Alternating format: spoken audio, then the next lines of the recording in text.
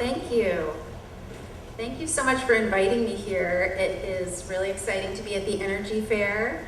And for the last couple of days, I've been staying in Baraboo at the Aldo Leopold Foundation headquarters. And I've been staying on the land that inspired Leopold to write a Sand County Almanac. So I got to go inside the shack that he writes about and walk across this very sacred ground, which has been an honor. As somebody who believes very strongly in conservation, Aldo Leopold is kind of a founding father to me. He is widely and rightfully respected for his leadership role in conservation. But I have to admit that personally, he means much more to me as a writer. I can tell you from my own personal experience, it is very difficult to write compellingly about nature. And it's even harder to write about nature in a way that still feels lively and fresh and timely 70 years after it was first published. I mean, he lamented how disconnected people felt or were from nature in the 1940s. And today, in an age where we binge watch television on our smartphones, his writing is even more relevant than it ever has been before. So in preparation for this visit, I had the pleasure of rereading a Sand County Almanac. And one of the first things I did when I got the book back out was I wanted to remember what he'd written about Oregon. So I opened it up and looked in the index and flipped to Oregon. Now, as an Oregonian, I think of our state as a jewel of the nation. So it was really jarring to remember that he does not focus in his book on Oregon's spectacular beaches, which are all public and therefore undeveloped. He doesn't write about the splendor of the Cascade Mountains or the towering Douglas fir trees. He writes about cheatgrass. That's his topic that's about Oregon. And it's an invasive species that has just taken over the rangeland in the American West. And if you don't know what cheatgrass looks like, I would invite you to imagine kind of a short version of wheat that an illustrator has been tasked with making look evil. So it's kind of like, it's like the mustache twirling villain of the plant world, which it kind of is because it has this sharp, prickly seed head that's actually barbed. So it's like a fishing hook where if it gets embedded in something, it can only go in one direction and move farther and farther in. So if your dog accidentally inhales a piece of cheatgrass in her nose, as my dog Sylvie did not once but 2 times, or if it gets stuck in their ear, you have to take them to the vet and have it surgically removed because otherwise the cheatgrass can work its way all the way into the dog's brain and kill them. So it's a plant that can kill your dog. That's how bad it is. But Leopold doesn't talk about that. He describes how all the negative effects of cheatgrass and how they ripple through an ecosystem. And he ends this fantastic essay by lamenting the fact that everyone he talks to has just thrown up their hands and accepted that this invasive weed is, as he puts it, a necessary evil to be lived with until kingdom come. He's onto something really important here that is, not surprising, still timely today. I happen to know from reporting on this that we have never successfully eradicated a single invasive plant species. Never. There's not one example of success. And yet, you rarely read or hear about this problem. There's no invasive plant equivalent of the Endangered Species Act, for example, which, whether you love it or hate it, at least it represents this national concerted effort to save native species from extinction. We've never done anything like that to attempt the opposite, to get rid of the destructive species that don't belong in our landscape. The last 2 sentences of this essay are just so sharp. He writes, "There is, as yet, no sense of pride in the husbandry of wild plants and animals, no sense of shame in the proprietorship of a sick landscape. We tilt windmills in behalf of conservation in convention halls and editorial offices, but on the back 40, we disclaim even owning a lance." I mean, ouch. That is just, it's like the cheatgrass working its way into your brain. It just punctures something inside you. What he says is that when it comes to conservation, we talk the talk, but we don't walk the walk. And I think one of the reasons why I love those lines so much is because they really capture one of the feelings that I had 12 years ago when I decided to take up hunting. Because for most of my life, I was not a person who appreciated the value of hunting. And then I started to notice this gaping chasm between my beliefs and my actions. So to back up a little bit, I grew up in Tacoma Park, Maryland, which is a suburb of Washington, D.C. that's completely full of hippies. And I didn't know anybody who hunted when I grew up, so I never thought about hunting. And so when I think back and I have to kind of figure out where my opinions about hunting came from, I really think that they probably came, at least initially, from the movie Bambi. Because those were the hunters that I knew. So in the Disney movie Bambi, there are these evil hunters who never appear on the screen, but they are the sole source of hardship in the animal's otherwise utopian existence.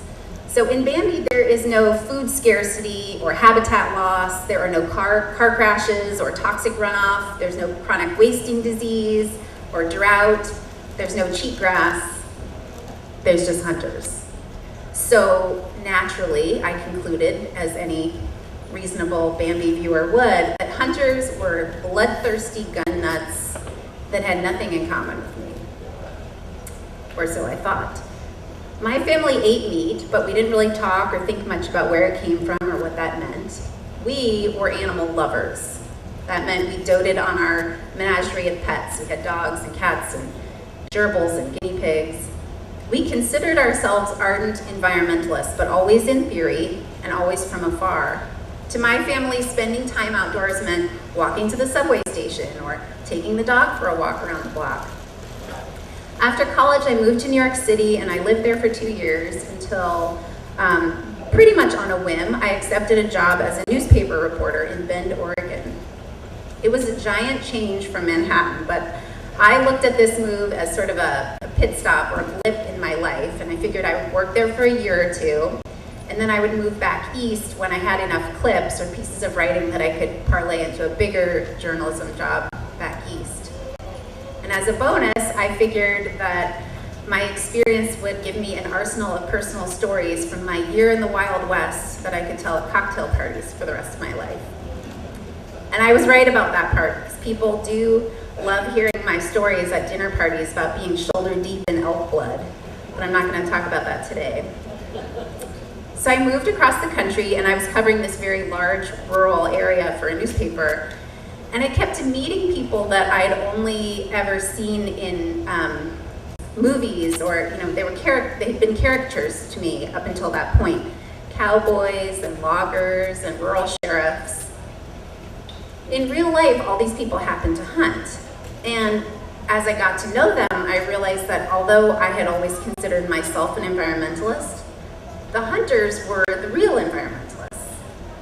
They hated that word, and they would be rolling their eyes, or worse, if they knew that I was using it to describe them today. But the fact is that they were more knowledgeable and thoughtful about animals and nature than I was. They knew from their own experience how a harsh winter affected local deer populations, or how the construction of a new highway interrupted seasonal migration patterns. They saw the real on-the-ground effects of invasive species and climate change. They were walking the walk of conservation, and all I did was talk the talk. I also began to look around at the city I was living in. Bend, Oregon was growing rapidly at the time. Its population was about 55,000 when I moved there a little over 14 years ago. And today it's pretty close to 100,000 people. My most interesting newspaper stories were the ones that delved into this ongoing clash between the Old West, the loggers and the hunters, and the New West, the people like me. I was doing a great job of assimilating into the New West crowd. I drank really good small batch roasted coffee and microbrew beers, and I bought a mountain bike, and I did yoga, and I was part of this American story of urbanization. But it made me wonder what of the Old West is being lost, and how can we know which rural traditions and which pieces of this legacy are worth saving if we don't first try to understand them? At the same time, I started reading about this long, slow decline of hunting and fishing in the United States, And as a dutiful environmentalist, I felt sad to hear about any species in decline, even if that species happened to wear camouflage and carry guns. And I learned about this long-standing tradition of hunters as conservationists, and I came to understand the North American model of conservation, which relies on hunters and anglers to financially support wildlife management. So in a way, this decline of hunting and fishing was bad news for everyone, even the species that get hunted and fished. One other thing happened to nudge me toward hunting. I went on a blind date, and I met the man who is now my husband. Scott is not a hunter, but he is a fly fisherman, and he started teaching me how to fly fish shortly after we met. To me, learning to fly fish was learning how to read a river. There are all these layers to it, even before I started to cast. There's the physical structure of the river, which tells you where the fish feed and where they're resting. There's the life cycle of the insects that the fish feed on. There's the behavior of the fish themselves. And so as I started to learn all of this, I was suddenly able to look at a stretch of water and predict where a fish might be. And then sometimes I could catch one. And it felt like I had learned a new language, like I had cracked this secret code. And it opened up this totally new way of looking at a feature that I'd always taken for granted. I grew up surrounded by rivers, but I never really noticed them. I didn't even notice sometimes when I would drive over one. And suddenly I found myself really looking at them, looking inside them. Of course, I wanted more of this, and I wanted this same kind of insight into the landscapes all around me. So I decided to learn to hunt. I started by taking a hunter safety course, a gun safety course. And on the first day of my class, the instructor divided us into two groups. There were those of us who were under 12 years old and those of us who were over 12 years old. And I was 26 at the time, so I was in the over 12 group. And I was the only adult taking the class, because in Oregon, hunter safety is only required for children under 18 who want to buy a hunting license. An adult can just go to the counter and buy a hunting license. So once I got over the humiliation of feeling like somebody who'd suddenly been called back to repeat the 6th grade, I ended up being really glad that I was in a class full of kids. We spent a lot of time practicing safe gun handling. That's pretty much what hunter safety was. We used these .22 caliber rifles with padlocks attached to them so that they couldn't be loaded. Before I took this class, I was terrified of guns. I was not gun shy, I was not nervous, I was terrified. I had grown up in the Washington, D.C. area at the time when that city happened to be the murder capital of the world, and I had been told my whole life that the worst possible scenario, the very worst case, was a kid getting their hands on a gun. And here I was in this class with 20 little kids, all of whom seemed to be taking the gun thing very seriously. The star of this class was this tiny little boy. If he were back here, you wouldn't be able to see him. He was 11 years old, but really small for his age. And his name was Grayson. He had a crew cut and these dimples and this big wide smile that couldn't help but make you smile when you saw it.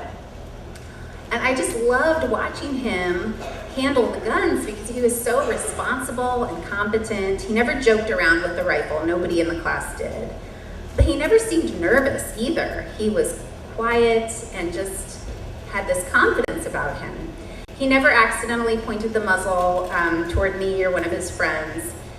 And I just trusted him. I mean, he was young enough to order off the children's menu at a restaurant, but I would have gone hunting with him. And so this class and Grayson in particular, they really just forced me to rethink my fears about guns, and particularly about guns and kids. So when the class ended, I bought a 20 gauge shotgun and I started going to the local range to shoot trap. I decided that I would try hunting birds first because for no real reason, birds just seemed less overwhelming to me than mammals did. But I still had no idea if I would like hunting. I wondered if I had an animal in my sights, would I even be able to pull the trigger? And then if I did, would I hate myself for it? But amid all of these doubts, I still had a lot of curiosity. What if I could pull the trigger? What if I felt okay with it? What would I learn about myself from that process? This was happening around 2006 when the locavore movement was starting to pick up steam in the United States, and I was excited about the idea of bringing home humanely raised free-range meat. And it's important to remember that I had invested a lot of time and money at this point too. I had taken, a 6-week hunter safety class, I bought a gun, I had managed to learn the confusing etiquette at the shooting range, which is not easy to do. And I just started to feel increasingly obligated to see through this experiment that I'd started.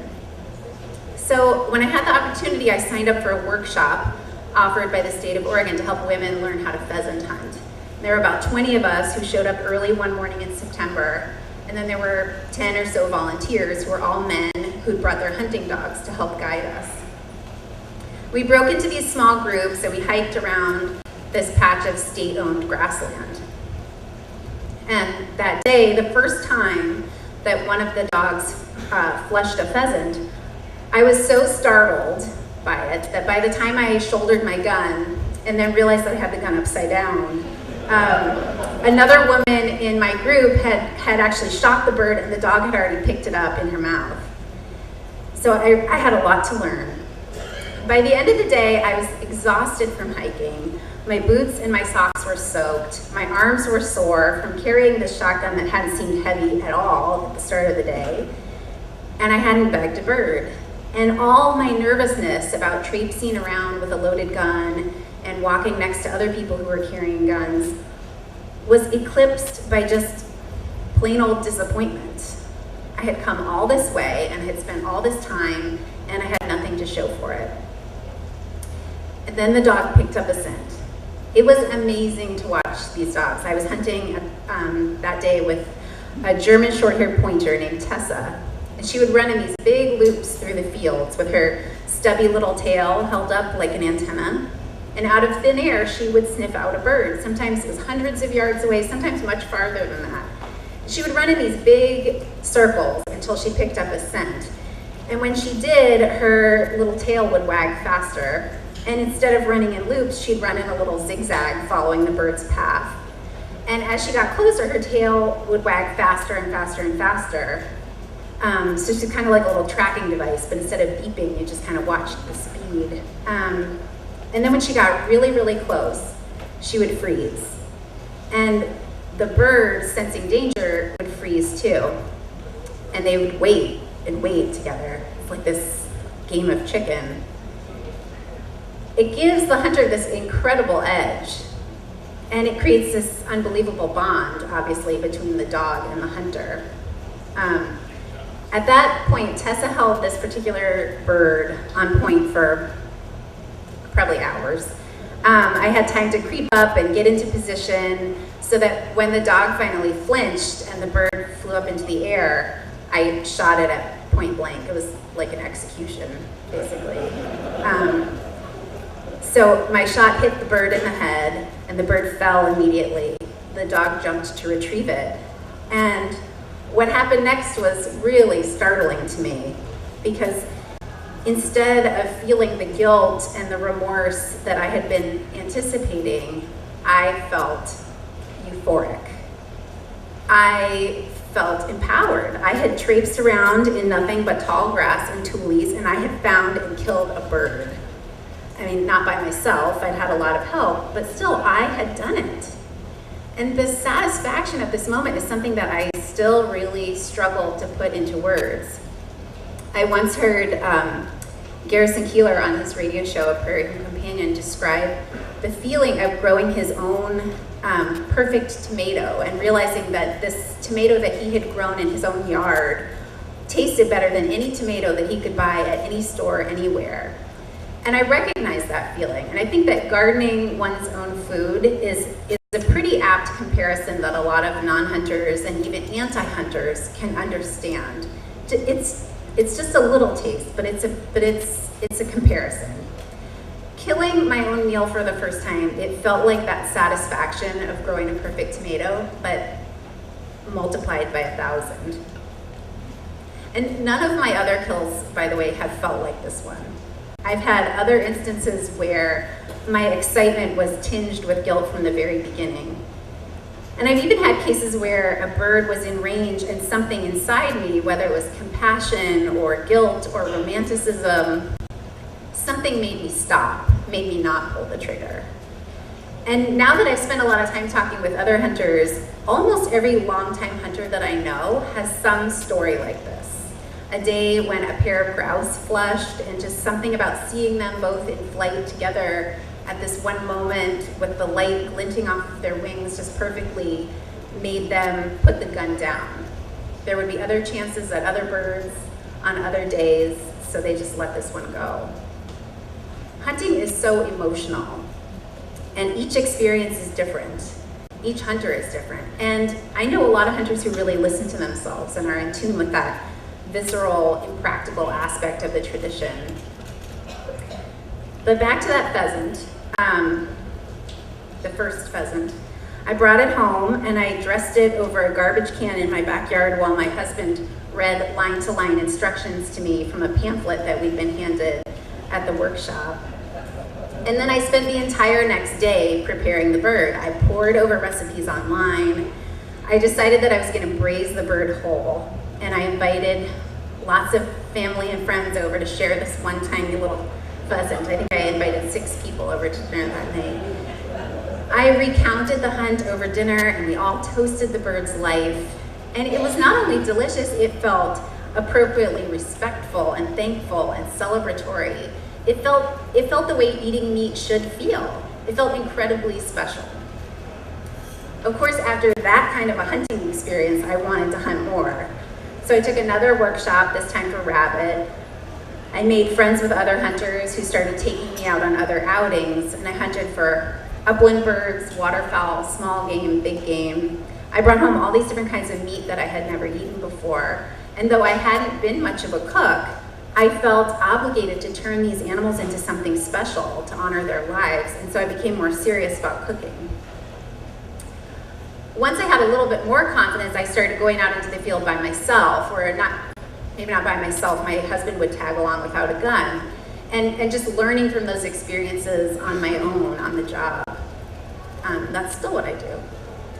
The more I immerse myself in hunting, the more interested in it I become. It is a topic that touches so many facets of my life: what I eat, how I view the landscape around me, my connection to previous generations, my relationships with animals, my fear of death. It was a way to work through my grief for family members who happened to pass away during this time in my life when I was learning to hunt, including my brother. Hunting teaches me about myself. It challenges me. It requires this constant assessment of safety and ethics. If I take this shot, will the animal die quickly and humanely? Will I be able to get the meat back to my car?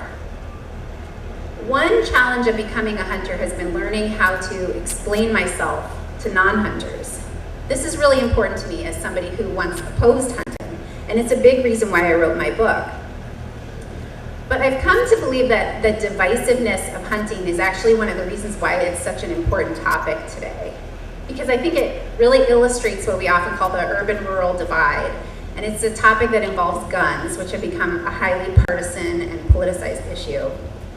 But hunting really cuts through the talk, and it gets at the meat of land management, of wildlife management, and other things that I think we can come together on. I think hunting can bridge our divides and bring people together if we can just figure out a better way to express it. So just like Aldo Leopold taught us, it takes more than just a good idea. We need to find the right words. To me, the greatest value of modern hunting is that it offers this real-life lesson in all of these values that Aldo Leopold holds dear.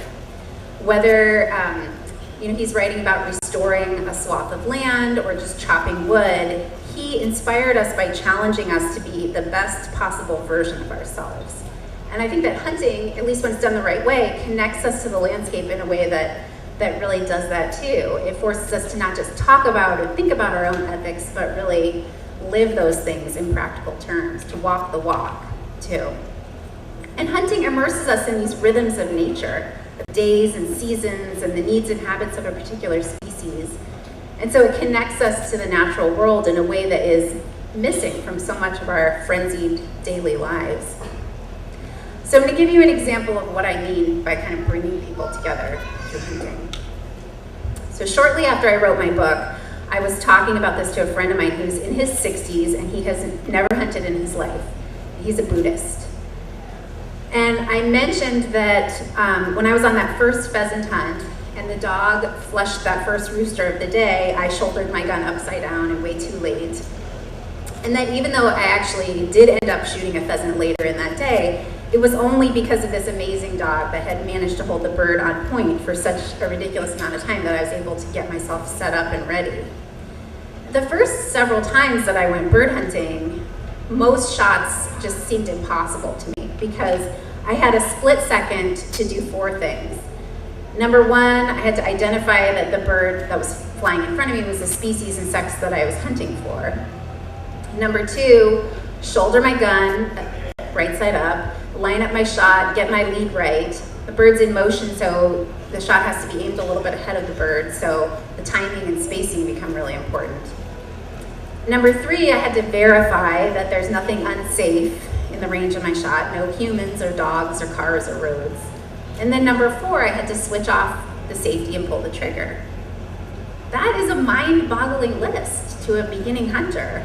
I mean, to do all of those things methodically and comfortably would take minutes, at which point, the bird's in another state.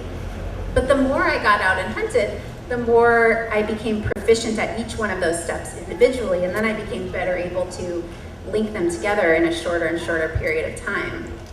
For example, experienced birders already know that you can identify a bird out of the corner of your eye if you have memorized kind of the way it moves and the shape of its silhouette. These are characteristics that you can learn to recognize in a flash. So it almost felt like the more I got out and hunted, the more time slowed down for me. And what once felt like the blink of an eye started to feel like 2 blinks and then 3.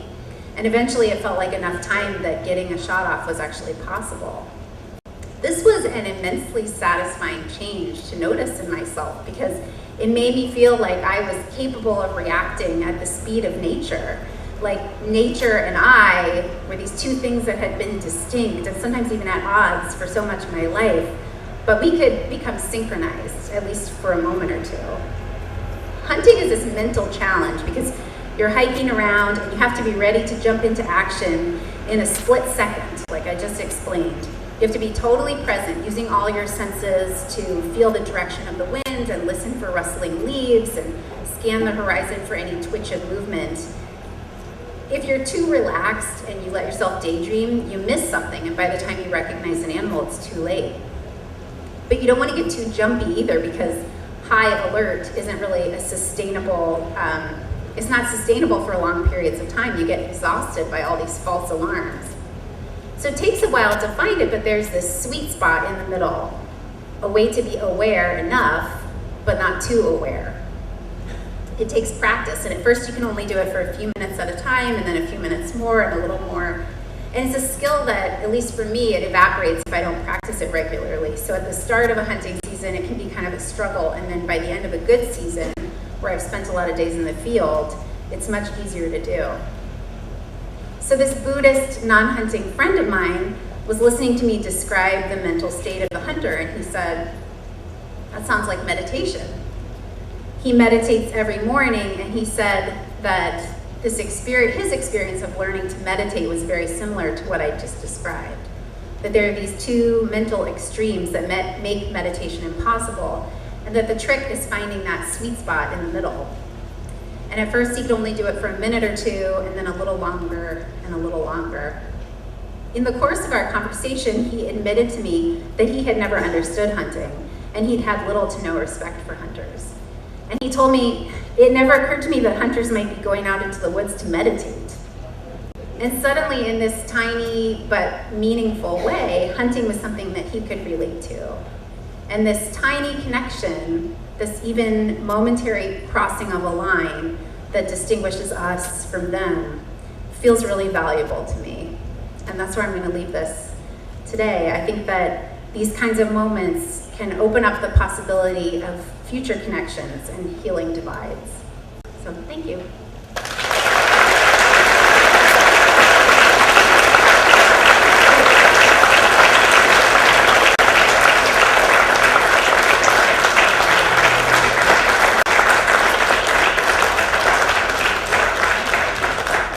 So Lily's going to take a few questions, and I'll come out in the audience. And if you have a question, just raise your hand, and I'll come out to you.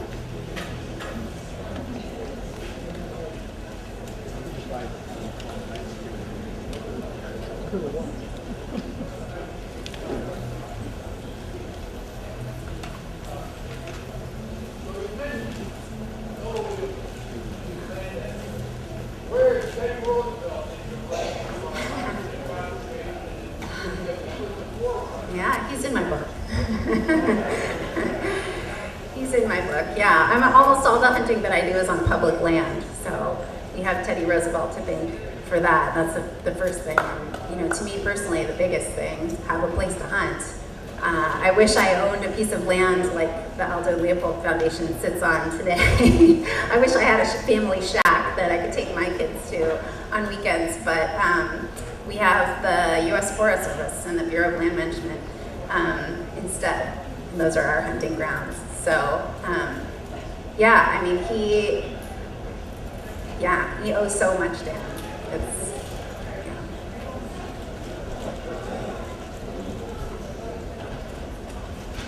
Hi, thank you for inspiring women hunters. I'm inspired. I wondered if you could talk a little bit briefly about the transition, because it sounds like you've done some hunting of large animals, and wondering about what that was like different than hunting bird or rabbit. Thanks. I think that each time that I kind of moved up to a bigger animal, in my head it was going to be completely different, and it felt really overwhelming and scary. And then when I did it, each time the reality was, oh, it's not that different, it's just bigger. The exception is that when you start to get to a really big animal like a deer or an elk, it becomes logistically much more difficult if you do get an animal. Getting that meat back to your, back out of the woods can be really hard. I did shoot a bull elk one time, and I write about that in my book. And I shot it just as the sun was coming up in the morning, basically at first light. It died immediately, 20 yards away from where I shot it. And by the time my husband and I got that elk back to our car, it had been pitch black outside for hours. It was a long, long day. Each time I've been really nervous about the field dressing. I was nervous about the field dressing a pheasant, then I was nervous about field dressing, just each time, a rabbit, an elk, and I think field dressing and butchering, they're much more interesting to me than I would have thought. It's a kind of fascinating experience, and to me it's kind of this emotional part of reckoning with what you've done to the animal, but also kind of getting to know the animal and getting to know the meat that you've got to work with from then on. So I would say that the difference between all those different species was kind of less than I had imagined to begin with, but I was nervous each time that I hunted for a new animal. Just, the unknown is scary.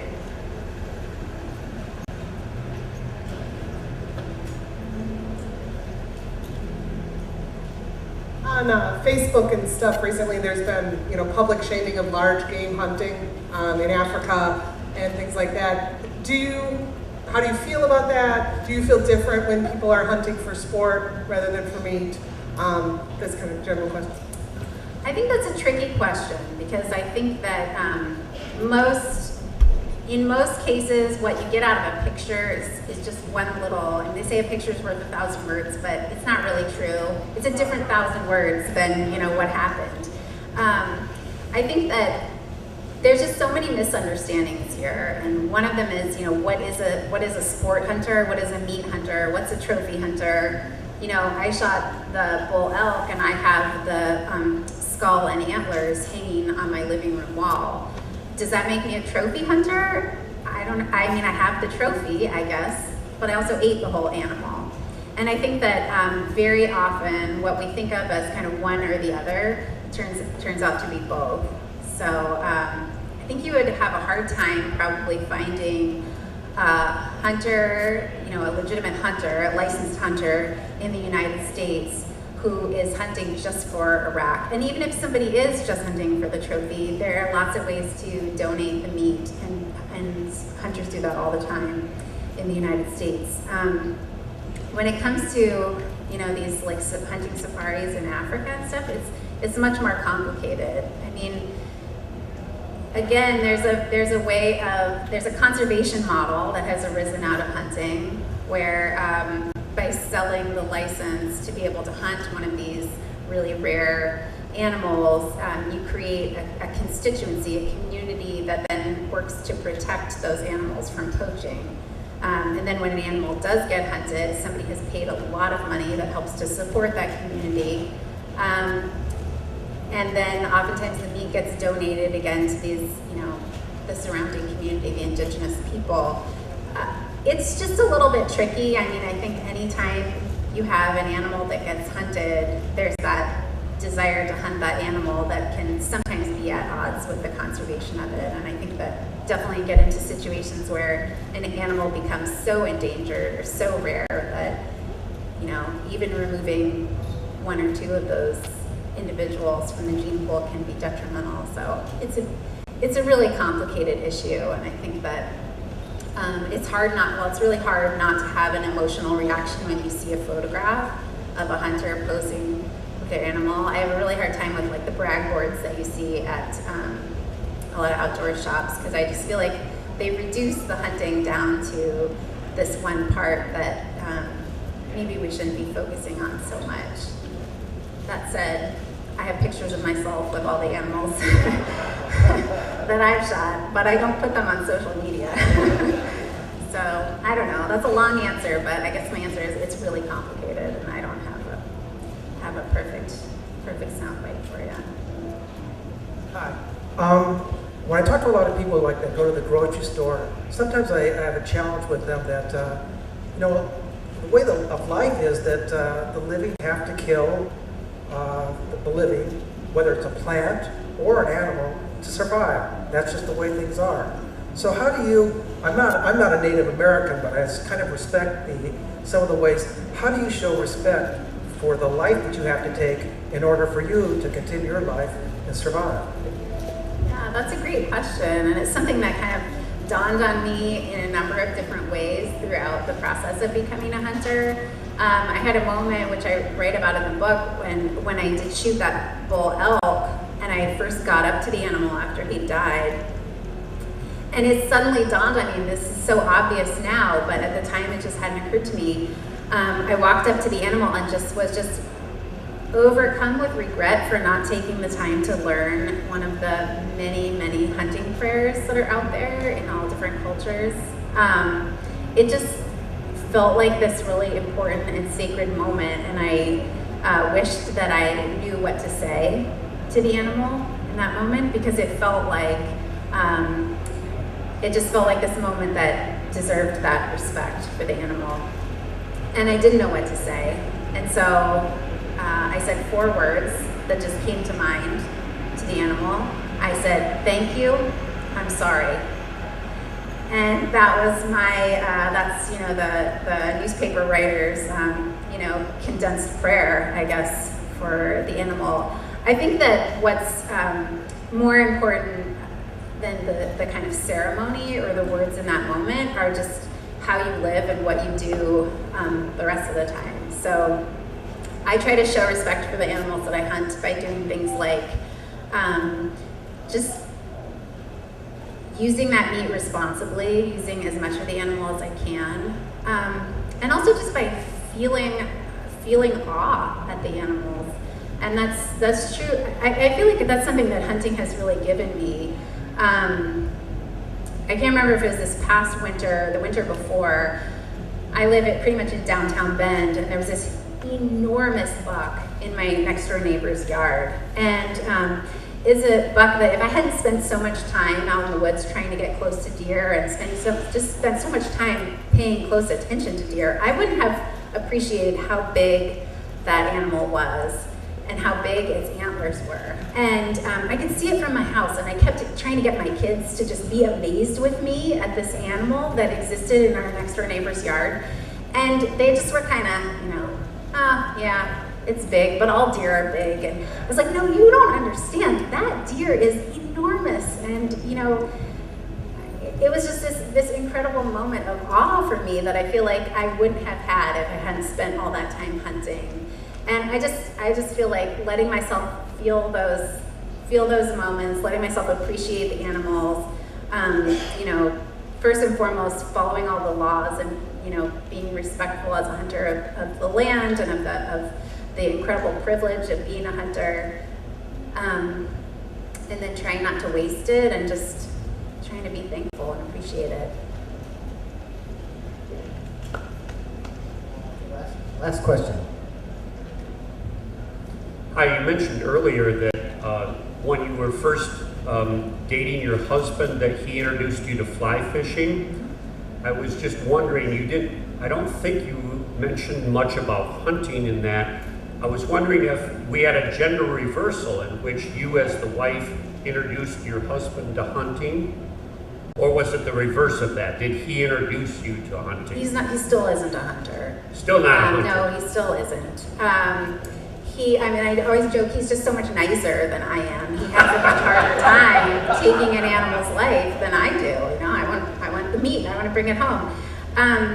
You know, we have two boys now. We have a 3-year-old and a 6-year-old, and I'm really looking forward to introducing them to hunting when they get a little bit older. We're already doing we do a lot of camping and spend a lot of time outdoors. The 6-year-old is learning to shoot a bow, and you know, we're kind of gradually getting them ready for when they're old enough to shoot a gun and then start to go out with us hunting. And I think that my husband has said that he will learn to hunt with them. So he will take it up when they do. Do you ever have the same regret of a trophy fish that happened to catch versus a trophy elk or some large mammal? I mean, it's not a furry friend, it's just an aquatic animal, but I wonder if we have any regret when we get a really nice fish. You know, the thing about fishing is that when you reel that animal in, and there are exceptions to this, but a lot of the time you can let it go. And so you have that choice in the moment to actually touch the animal and get up close to it and still choose to let it go. And a lot of the fly fishing that I do is catch and release, just by nature of where we're fishing. There's just not enough of a fishery to really support the kind of harvest. So no, I would say not really, but that's just because I have that ability to make a choice in the moment. And a lot of times when I'm fishing, it's not to bring the animal home and eat it. But I will say that I think it's very interesting how many people are fine with the idea of killing fish. They have no qualms about it whatsoever. Fishing is very socially acceptable. People encourage it. But hunting really makes people step back and have respect for the animal. And I do think it's really interesting that for whatever reason, fish, my interpretation of it is fish are different enough from us that people are fine with them dying. And it's okay to take the life of a fish because it's all slippery and weird and has gills. And once you get into feathers, and then really once you get into fur, it starts to get a lot more uncomfortable for people. And I can relate to that too. I mean, you know, I mentioned today that I started with the animals that seemed the most different from me. The smallest feathered animals seemed a lot easier to kill than, you know, a mammal that reminded me of my dog, you know. Let's thank Julie one more time.